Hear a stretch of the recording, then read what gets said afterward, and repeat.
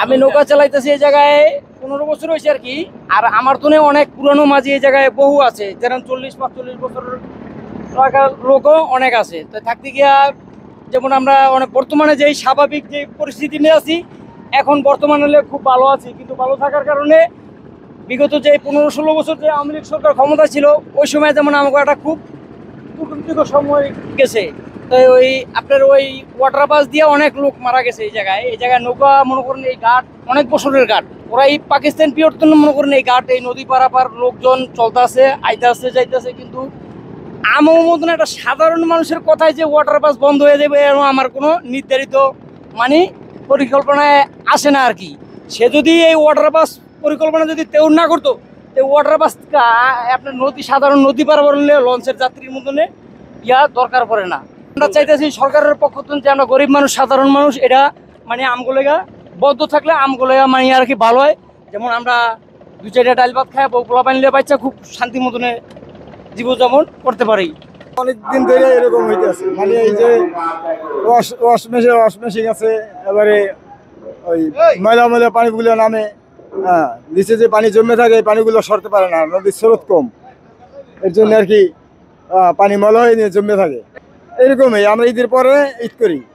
এরপরে তো আমরা বন্ধ করার 1-1.5 বছর পর যাওয়ার পরেই এই যে ওয়াটার বাস আনছে মেম্বার, ওই ওয়ার্ডের এই ওয়াটার বাস চালাই মনে করেন এরা 1 ভাই মেম্বার হয়েছে, 5 ভাই চালাইছে মেম্বারই। এরা বেড়া দিয়ে যাত্রী সব আমাদের উড়ে লেগেছে, নৌকা আইতে দেয় না। 200 দেশে মনে করেন 400-500 টাকা কিষান আছে, কিষান থাকলে মনে করেন এই সপ্তাহে 2 দিন 3 দিন করা যায়। এরপরে দেশে লোকজন কাজ কামে লয় না। কিন্তু আর এরা তো মনে করেন 30 দিনে 30 দিন 400-500 থাকুক যা থাকুক এভারেজ গড়ায় প্রতিদিন ইনকাম আছে, কিন্তু কাজ তো হয় না জায়গা।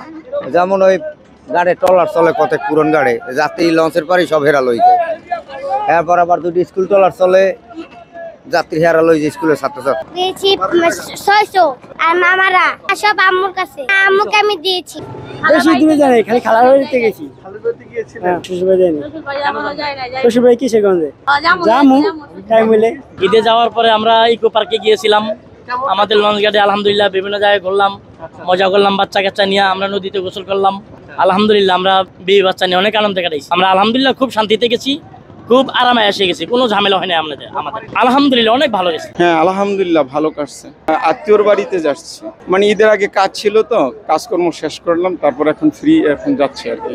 বাড়ির লোকজন আছে, বাসায় আছে, একা যাচ্ছি, কিছুই বলবে না, মানে তাদের থেকে তো বইলেই আসছে। হ্যাঁ হয়তো 3 দিন লাগতে পারে। না, এটা একটু কষ্টকর আমাদের জন্য। তবে আগে ভালো লাগতো, প্রায় 15 বছর আগে যখন গেছি তখন পানি এত নোংরা ছিল না, তখন ফ্রেশ ছিল। আস্তে আস্তে মানে পানিগুলো নোংরা হইতেছে, আবার মানুষের যান চলাচল মানে যেন বেপরোয়া হয়ে যেতেছে। দুর্ঘটনার শিকার আগে থেকে প্রচুর পরিমাণ বেশি হয়। আসছি গতকাল, আলহামদুলিল্লাহ প্রতি বছরের তুলনায় এই বছর অনেক ভালো। প্রতি বছর যাতায়াতে কষ্ট হয়, যানজট থাকে, তো এইবার অনেক হয়রানি, প্রতিবারের তুলনায় এবার অনেক ভালো। সামনের দিনগুলো এর থেকে আরো ভালো প্রত্যাশা করি।